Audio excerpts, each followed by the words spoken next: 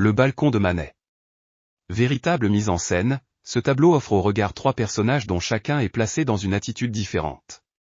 Au premier plan, Berthe Morisot, à l'époque âgé de 28 ans et qui épousera en 1874 Eugène, le frère du peintre, adopte une pose songeuse, accoudée au balcon.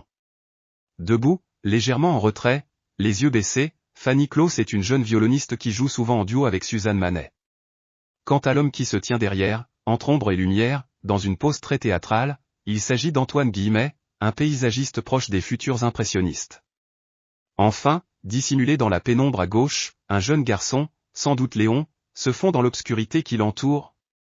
Tous poseront pendant d'interminables heures dans l'atelier, Manet les replaçant par la suite dans son tableau. Véritablement enchâssés dans un espace délimité par les volets et les lignes métalliques du balcon, les personnages semblent figés dans des activités différentes. Berthe Morisot est assise comme à la loge d'un théâtre, Fanny Claus paraît prête à sortir. Quant à l'homme, son attitude est encore plus énigmatique.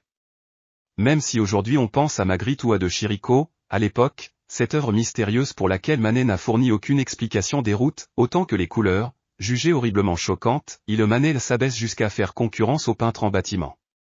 C'est vraiment exaspérant, s'écrie Albert Wolff.